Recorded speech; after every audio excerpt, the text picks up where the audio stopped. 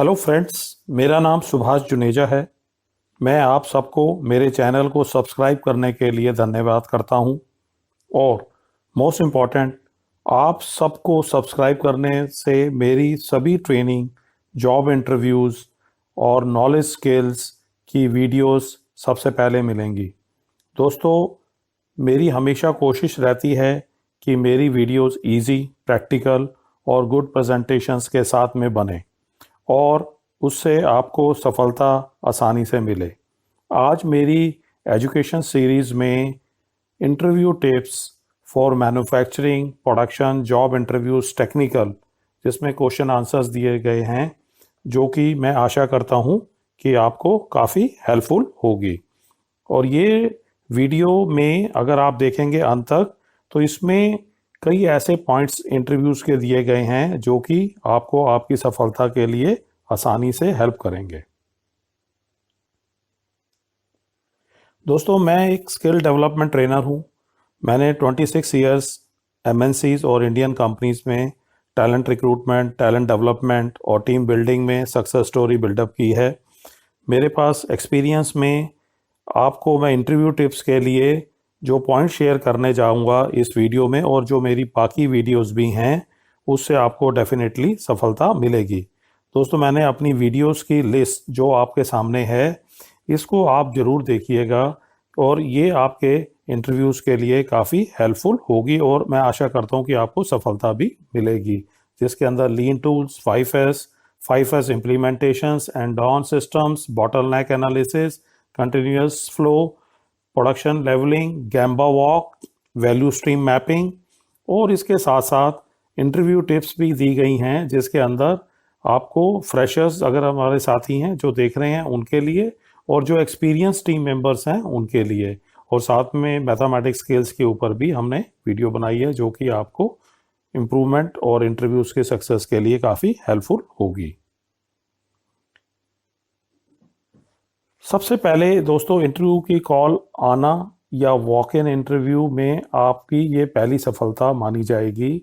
आप उसको एक कॉन्फिडेंट होकर के उसके लिए तैयार रहिए कि यस, आपको एक सफलता के पहली सीढ़ी आप आगे चढ़ गए हैं। How to get the job, इसमें 3 स्ट्रेटजीज दी गई हैं: प्रिपेयर्ड, कॉन्फिडेंस एंड यूरसेल्फ। इसमें पहला है बी प्रिपेयर्ड। बी प्रिपेयर्ड में स्किल, वैल्यूज और टैलेंट की बात करते हैं, जिसमें मैं अगर आपको एक्सप्लेन करूं तो सबसे पहला आता है कि अपने स्किल्स को तैयार कर लीजिए। जो उस इंटरव्यूज को आपको फेस करना है, उसकी स्किल्स जितने भी रिक्वायर्ड हैं वो आप तैयार कर लीजिए। और उसके बाद में वैल्यूज के अंदर हमेशा जो आपकी वैल्यूज को प्रदर्शित करेगा आपका डिसिप्लिन, जब आप वहां पर इंटरव्यू फेस करने के लिए सामने बैठे होंगे। और तीसरा आता है टैलेंट, जो आप अभी शार्प कर रहे हैं, और ये जितनी मेरी वीडियोस हैं इसको आप देखेंगे तो आपका टैलेंट शार्प होगा। बी कॉन्फिडेंट, आपको अपने स्किल और एक्शंस, इन दोनों को जब आप तैयार कर लेते हैं तो आपको अपने ऊपर एक बिलीव हो जाता है, और उस बिलीव होने के बाद में आपके अंदर एक कॉन्फिडेंस पैदा हो जाता है। जब ये कॉन्फिडेंस पैदा हो जाता है तो श्योरली आपका इंटरव्यू भी बहुत अच्छा जाता है और आपको सक्सेस पक्के तरीके से मिलती है। और तीसरा पॉइंट आता है बी योरसेल्फ। बी योरसेल्फ का मतलब यह है कि जैसे आप हैं आप बेस्ट हैं, जिसके अंदर स्किल, रिलैक्स और एक्सपीरियंस की बात मैं कर रहा हूँ। जब आपके पास स्किल आ गया और आपके पास एक्सपीरियंस हो गया तो आप रिलैक्स होंगे, आपके अंदर एक अनइजीनेस नहीं होगी, आपके अंदर एक डर नहीं होगा जब आप फेस कर रहे होंगे इंटरव्यूज़ को। तो दोस्तों, इन 3 फोकस पॉइंट्स के ऊपर फोकस रखना है और अपने इंटरव्यूज़ की सफलता को अपने हाथ में लेके आना है। तो इस स्किल के लिए आप मेरी इन सभी वीडियोस को जो मैंने आपको पहले दिखाई हैं, या आप मेरे चैनल को सब्सक्राइब कर लीजिए, ताकि आपको जितने भी अपडेटेड वीडियोस हैं वो टाइमली मिलेंगी और उसको आगे आने वाले टाइम में भी आपको बेनिफिट होगा। Technical interview, manufacturing, productions, let's start. तो सबसे पहला पॉइंट है listening is equal to learning. आप केयरफुली लिसनिंग करेंगे तो आपकी लर्निंग उतनी अच्छी होगी। तो हमेशा एक पेपर पेन के ऊपर नोट करिए जो क्रिटिकल पॉइंट्स हैं जो मैं अभी बोल रहा हूँ। पहला है व्हाट इज OEE। OEE की अब आंसर आपको देना है ओवरऑल इक्विपमेंट इफेक्टिवनेस। अब इसको फार्मूले के तरीके से अगर हम समझें तो इसका फार्मूला पहले तो ये है कि ये परसेंटेज में होता है, और फिर availability multiply by performance multiply by quality. तो ये तीन चीज़ें कैसे कैलकुलेट की जाती हैं उसको मैंने एक ग्राफिकली दिखाया है प्रेजेंटेशन पॉइंट ऑफ व्यू से। पहला है अवेलेबिलिटी। अवेलेबिलिटी में मैंने जैसे येलो कलर में दिखाया है एक्स, जिसमें मैंने एरो दिखाया हुआ है, that is called total machine available time. अपने पास हमारे पास अगर एक शिफ्ट का पूरा टाइम एक मशीन को दिया गया है जिसमें 480 मिनट्स होते हैं, उसमें से आप लंच माइनस कर लीजिए और 2 टी ब्रेक्स माइनस कर लीजिए। तो ये जो पॉइंट्स मैं आपको बता रहा हूँ ये आप नोट कर लीजिए।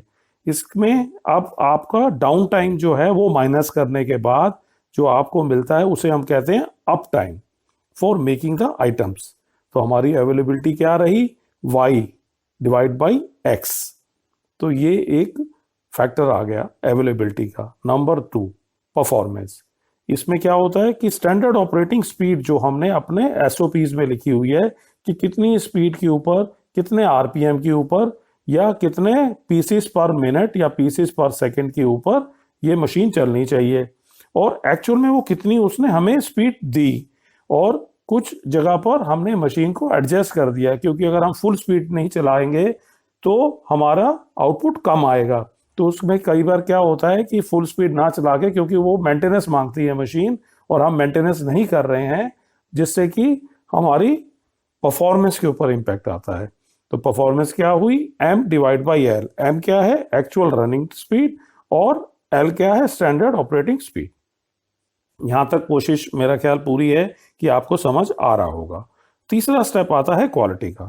क्वालिटी के अंदर टोटल आउटपुट आपने 1000 पीस बनाए, जिसमें से 10 पीस आपके स्क्रैप या रिजेक्ट हो गए जो रेड कलर में है। तो 1000 में से 10 माइनस करने के बाद 990 आपके गुड प्रोडक्शन हुई, दैट इज कॉल्ड जी। तो जी 990 divide by T, that is 1000। तो this is a quality factor. जब हम इन तीनों को गुना करके और इसको परसेंटेज में कैलकुलेट करेंगे तो ओई परसेंटेज आ जाती है। और नॉर्मली क्वेश्चन में ये भी पूछा जाता है कि आपके प्लांट में कितनी परसेंटेज चल रही है ओई की। तो दोस्तों ये 100% नहीं होती है, ये 60 to 72% नॉर्मली रहती है, and there is a scope of improvement. तो आप बोल सकते हैं कि अभी मेरे प्लांट के अंदर 65% है, तो मेरे प्लांट के अंदर क्वालिटी का ये इश्यूज चल रहे हैं, उसको हम इम्प्रूव कर रहे हैं, या अवेलेबिलिटी के ये चल रहे हैं, या परफॉर्मेंस के ये चल रहे हैं। अब हम नेक्स्ट क्वेश्चन की तरफ चलते हैं। दूसरा क्वेश्चन आता है व्हाट इज 4M, 5M या 6M। ये सिमिलर है, कई बार क्वेश्चन में 4M भी पूछा जाता है, कई बार 5M या कई बार 6M। तो 4M से मैं शुरू करता हूँ। 4M के अंदर मैन, मशीन, मेथड और मटेरियल, इसकी फुल फॉर्म हो गई। और अगर 5M हो जाता है तो इसके अंदर एक ऐड और हो जाएगा मदर नेचर, या आप इसे एनवायरनमेंट भी कह सकते हैं। और छठा, इसके अंदर मनी या कॉस्ट इन्वॉल्व हो जाती है। तो ये इसकी फुल फॉर्म हो गई। नीचे एडिशनल लर्निंग के लिए भी अगर मैं 6M को अगर मैं दिखाता हूं तो ये एक फिश बॉन्ड डायग्राम नीचे दिखाया गया है प्रॉब्लम्स के रूट कॉज को एनालाइज करने के लिए। तो उसके अंदर ये 6 के 6 M जो हैं लिखे जाते हैं, और उसके अंदर अगर आप देख रहे हो तो एक एरो डला हुआ है सब प्रोसेस का।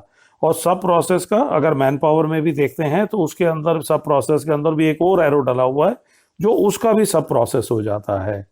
तो ये बेसिकली बोन्स हैं, फिश बोन डायग्राम। तो एक फिश है, फिश के अंदर ये बोन्स नजर आ रही हैं। तो इससे हम अपने रूट कॉज एनालिसिस करते हैं। नेक्स्ट क्वेश्चन आता है पीपीसी। What is PPC? ये मोस्ट कॉमन पॉइंट है, ये नॉर्मली क्वेश्चन पूछा जाता है। तो ये भी जजमेंट दी जाती है कि आपको पीपीसी के अंदर कितनी नॉलेज है। तो पीपीसी आप सबको दोस्तों मालूम होना चाहिए कि एक बड़ा क्रिटिकल डिपार्टमेंट होता है जिसकी नॉलेज होना हर एक प्रोडक्शन या मैन्युफैक्चरिंग टीम को होना ज़रूरी है। पी, फर्स्ट जो पी होता है stand for production, second P stand for planning, और C stand for control, production planning and control. तो मेजर फोकस इसके अंदर 2 एरियाज में हो रहा है। पहला हो गया प्रोडक्शन प्लानिंग और फिर दूसरा हो गया प्रोडक्शन कंट्रोल। तो हम पहले फोकस करते हैं प्रोडक्शन प्लानिंग का, जिसको हमने येलो कलर में दिखाया हुआ है। तो प्रोडक्शन प्लानिंग से प्रोडक्शन प्लानिंग कैसे, पहला एरो कहाँ गया, प्लानिंग कस्टमर ऑर्डर्स। सबसे पहले प्रोडक्शन के जो शुरुआत होती है वो कस्टमर ऑर्डर से होती है। कस्टमर ऑर्डर्स के बेस के ऊपर आप सारी प्लानिंग करते हैं। उसके बाद में प्रोडक्शन की राउटिंग करते हैं। राउटिंग मीन्स कि उसके अंदर कौन कौन सी ऑपरेशंस होनी है और वो कंपोनेंट बनाने के लिए हमें कहाँ कहाँ अलग अलग राउट से जाना पड़ेगा। और तीसरा पॉइंट आता है शेड्यूल एंड लोडिंग। ये एक सप्लाई चेन मैनेजमेंट का एरिया होता है जहां पर हमें शेड्यूलिंग करनी पड़ती है सप्लाई के लिए या लोडिंग करनी पड़ती है, प्लानिंग उसी हिसाब से कि मेरा मटेरियल कब फैक्ट्री के अंदर आएगा। उसके बाद में अगला पॉइंट आता है प्रोडक्शन कंट्रोल। इसके अंदर कंट्रोल में क्या क्या चीजें इंपॉर्टेंट हो जाती हैं, स्टेप्स क्या क्या हैं। एक तो है फॉलो अप स्टेटस। हमें कंट्रोल करने के लिए, जब प्रोडक्शन कंट्रोल करने के लिए हमें फॉलो अप करना जरूरी होता है कि मेरी जो लोडिंग मैंने कर रखी थी प्लांट के अंदर उसका स्टेटस क्या है। उसके बाद में क्वालिटी इंस्पेक्शन का स्टेटस क्या है। कहीं ये तो नहीं कि मैंने प्रोडक्शन कंप्लीट तो कर दी लेकिन क्वालिटी से सारा लॉट रिजेक्ट हो गया, तो आपको पीपीसी का काम होगा कि उस लॉट को दोबारा या तो करेक्ट करे या नए तरीके से बनाए। और तीसरा पॉइंट आता है डिस्पैच एंड लॉजिस्टिक। ये बहुत इंपॉर्टेंट एंड क्रिटिकल पॉइंट है कि जब कंप्लीट हो जाता है तो उसको डिस्पैच, प्रोडक्शन को डिस्पैच करना और उसको लॉजिस्टिक को कंट्रोल करके ताकि उसको टाइमली मिले, चाहे वो बाय रोड जा रहा है, बाय एयर जा रहा है या बाय हैंड जा रहा है, तो ये सब चीज़ों को कंट्रोल करना पड़ता है।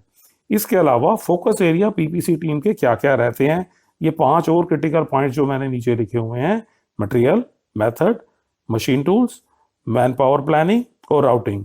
तो मटेरियल में तो मैंने जैसे आपको बताया कि सप्लाई चेन मैनेजमेंट से आपको लिंक करते हैं पीपीसी टीम कि मेरा मटेरियल टाइम पे आ रहा है या नहीं आ रहा है और कितना अवेलेबल है और कितना शॉर्ट हो रहा है, या कौन सा लॉट रिजेक्ट हो गया, वेंडर से कुछ मटेरियल आया तो लॉट रिजेक्ट हो गया तो दूसरा लॉट कब आएगा उस हिसाब से। दूसरा है मेथड।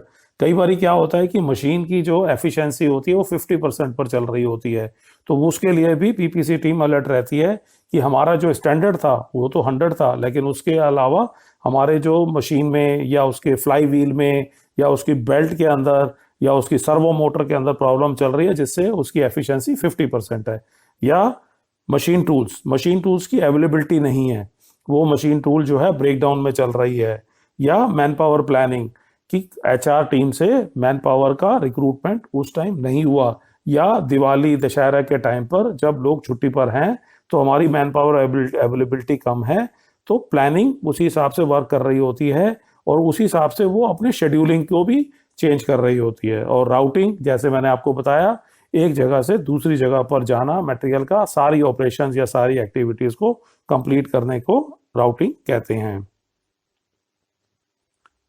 नेक्स्ट पॉइंट आता है कानबान। ये बड़ा इंपॉर्टेंट पॉइंट है। कानबान के आपको जानना बहुत जरूरी है और इसको बिल्कुल सिंप्लीफाइड तरीके से मैंने इसमें समझाया हुआ है। Kanban is a shop floor material control flow method. ये वर्ड याद रखना है, मटेरियल कंट्रोल फ्लो मेथड, जिसमें मटेरियल के फ्लो के ऊपर कंट्रोल किया जाता है। वो कैसे होता है, इसको या तो बेस्ड ऑन रीस्टोरिंग या रिन्यूइंग करने के लिए, जैसे मैंने चित्र में दिखाया है, टोटल जो स्पेस है 6 उस कन्वेयर पे जो वर्टिकल इंक्लाइंड है उसमें 6 बॉक्सेस रख सकते हैं। जैसे ही प्रोडक्शन टीम ने 2 बॉक्सेस उठाए 1 और 2, तो उधर 2 जगह खाली हो गई जिसमें मैंने लिखा हुआ ग्रीन से एम्प्टी बॉक्स स्पेस। तो स्टोर से ये 2 बॉक्सेस उसके ऊपर आ जाएंगे, तो जिसे हम कानबान सिस्टम कहते हैं, या Kanban is also known as production pull system. ये पुल सिस्टम है कि ये 2 पीस खींचेंगे प्रोडक्शन की तरफ तो पीछे जगह खाली होगी और उसमें मटेरियल या बॉक्सेस आएंगे। और इसकी कोऑर्डिनेशंस मटेरियल अवेलेबिलिटी कैसे होती है, मटेरियल अवेलेबिलिटी से होती है, इंफॉर्मेशन से होती है, या एक्शन कंट्रोल से होती है। और ये सारी चीजें कानबान कार्ड सिस्टम, या वहाँ पर डिस्प्ले हो सकता है या वहाँ पर डिजिटल डिस्प्ले हो सकता है, उस तरीके से होती है। तो इतनी डिटेल देने के बाद में interviewer will be happy once you will explain the Kanban like this. Next आता है what is the difference between blanking and piercing tool. ये मोस्ट कॉमन है मैन्युफैक्चरिंग इंडस्ट्री के अंदर। सबसे पहले तो blanking and piercing are the press tool operations, ये हमें सबको मालूम है। उसके बाद में आता है blanking and piercing operations required punch and dies to cut the sheet, this is second, ये कॉमन हो गया दोनों के लिए। तीसरा है in blanking punch out piece, जो अगर नीचे आप देखें ब्लैंकिंग के अंदर जो सीरियल नंबर 1 है, जो पीस शीट में से कटने के बाद जो गोल पीस नीचे निकला हुआ है, दैट इज कॉल्ड ब्लैंकिंग। इसी तरीके से पियर्सिंग के अंदर जो 1 नंबर पीस है, जो शीट में से कटने के बाद जो बच जाता है, उसको हम पियर्सिंग कहते हैं या पंचिंग कहते हैं। तो इन दोनों में बड़ा डिफरेंस क्या हुआ कि जो ब्लैंकिंग के अंदर जो कंपोनेंट होता है वो पियर्सिंग के अंदर वो स्क्रैप माना जाता है। उसके बाद में आता है in piercing clearance is given on the to the die and punch will be master. इसमें जो साइज कंट्रोल किया जाता है पियर्सिंग के अंदर वो पंच को किया जाता है और ब्लैंकिंग के अंदर डाई को किया जाता है। ये 4 नंबर और 5 नंबर पॉइंट जब आप बताएंगे तो it will also show to the interviewer कि your knowledge is very good. 6 point आता है, दिस इज मोस्ट कॉमन दोस्तों। इसको आपको ये 7 जो QC टूल्स हैं इसको आपने पूरा नोट करके और समझ करके जाना है। सबसे पहला है कि एक्सप्लेन 7 QC टूल्स। इसमें 7 QC tools are tools which are use to identify the root cause.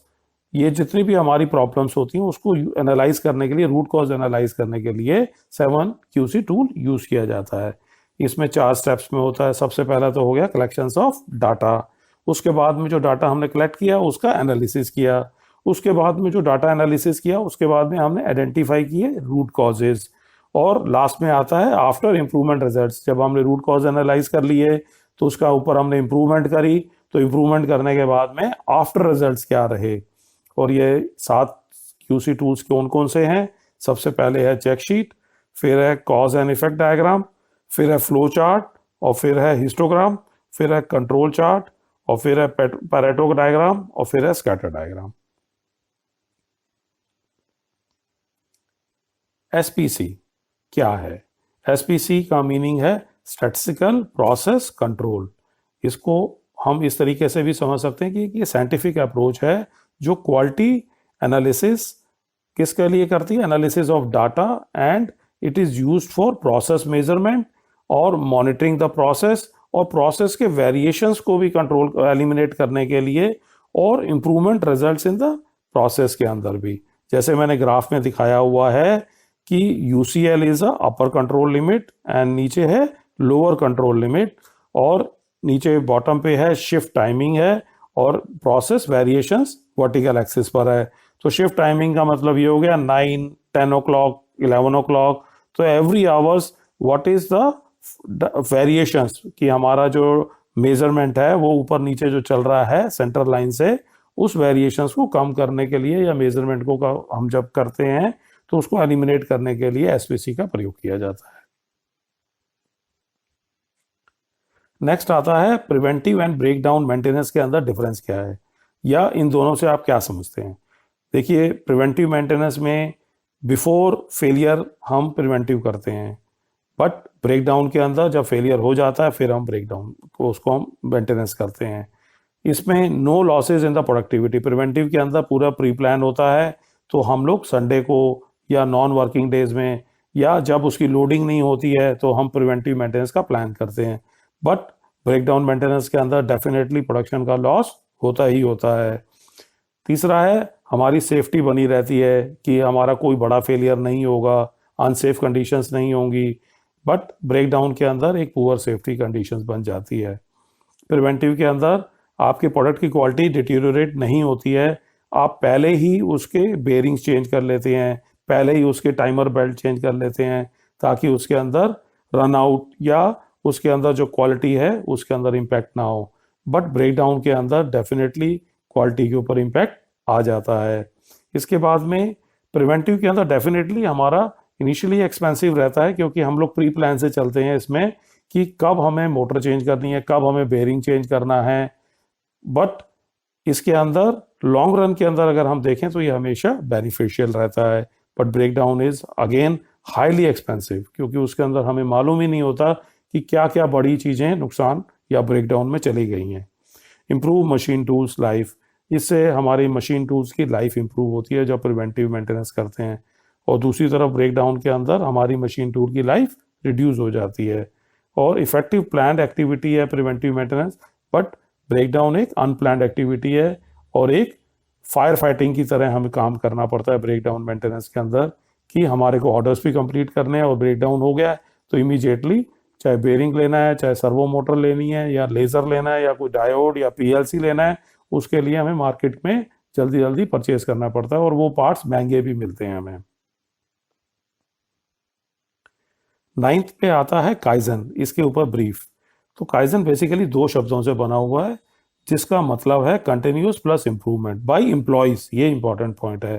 तो काइजन एक अप्रोच है जो कि बिजनेस प्रोसेस या एक्टिविटीज को कंटिन्यूसली इंप्रूव करने में काम आती है। और इसके अंदर एक बड़ा जो पॉइंट आता है जिसमें हम कहते हैं टोटल एम्प्लॉय इन्वॉल्वमेंट, TEI। और TEI का मतलब ये है कि CEO से लेकर के टॉप मैनेजमेंट से लेकर के लाइन वर्कर्स और एवरीबॉडी इज इन्वॉल्व। इसका मतलब ये है कि पूरी फैक्ट्री के अंदर काइजन जब हम शुरू करते हैं तो everybody is involve in that. और काइजन इम्प्लीमेंटेशन अप्रोच के स्टेप बाय स्टेप मैंने इसके अंदर 6 पॉइंट्स दिए हुए हैं। सबसे पहला आता है ट्रेनिंग टू ऑल एम्प्लॉयज। उसके बाद में अप्रोच क्या होगी, कस्टमर फर्स्ट। उसके बाद में प्लानिंग, जो आइडियाज आ रहे हैं उसके ऊपर प्लानिंग, फिर उसका एग्जीक्यूशन, फिर हमें कंटिन्यूअस इंप्रूवमेंट करनी है जो कि एक ऑनगोइंग इंप्रूवमेंट होगी। और लास्ट में जो कि हमें भूलना नहीं चाहिए, रिवार्ड एंड रिकॉग्निशन, ताकि हाई मोटिवेशंस के साथ में टीम काम करे। नेक्स्ट पॉइंट आता है जिग्स एंड फिक्सर्स के अंदर दोनों में डिफरेंस क्या है। ये क्वेश्चन जितने मैंने 10 आपको बताए हैं दोस्तों, ये इंपॉर्टेंट है। आप इन 10 को करके जाते हैं, इसमें से डेफिनेटली 4-5 क्वेश्चन तो जरूर पूछते ही पूछते हैं, specially in manufacturing and production team के लिए। तो जिग्स के अंदर अगर मैं बात करूं तो जिग क्या काम करता है, वर्क पीस को लोकेट करता है और होल्ड करता है। बट फिक्सचर में होल्ड और उसकी पोजीशनिंग होती है ओनली।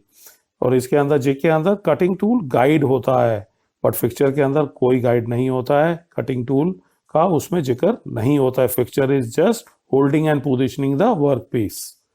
तीसरा पॉइंट है गाइड बुशेस यूज होते हैं डेफिनेटली, बिकॉज टूल को गाइड करने के लिए, जो कि हार्डेंड एंड टेम्पर्ड स्टील से होते हैं।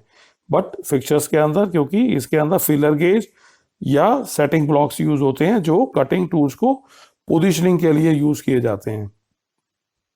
चौथा पॉइंट आता है इसकी कंस्ट्रक्शन लाइट होती है। जिग्स को हम पीस के ऊपर हम ऊपर भी रख सकते हैं, बट फिक्सचर की कंस्ट्रक्शन हैवी होती है क्योंकि वर्क पीस भी फिक्सचर के अंदर होल्ड पोजीशन पर होता है।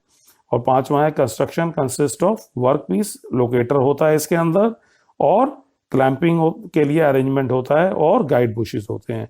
बट फिक्सचर्स के अंदर क्या क्या होता है, वर्क पीस को लोकेटर के लिए यूज एक ब्लॉक होते हैं, उसकी क्लैंपिंग के लिए होता है, और एक सेटिंग ब्लॉक्स होते हैं।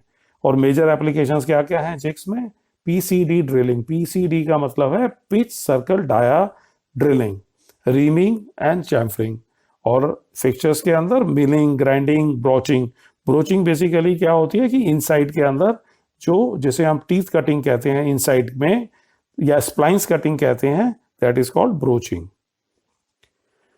दोस्तों मेरी इस वीडियो को आप अच्छे तरीके से समझकर अपने पॉइंट्स बनाइए, और सफलता हासिल करने के लिए मेरी शुभकामनाएं अपने साथ रहेगी। और आप सबको ये भी ध्यान रखना है कि इन वीडियो के साथ साथ जो बाकी वीडियोस जो मैंने शुरू में दिखाई हैं उनको भी जरूर देखें, और आपको इंटरव्यूज में सफलता जरूर मिलेगी।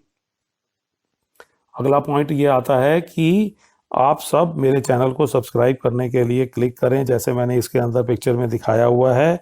सब्सक्राइब करिए, शेयर करिए और कमेंट्स करिए। Thanks watching my video.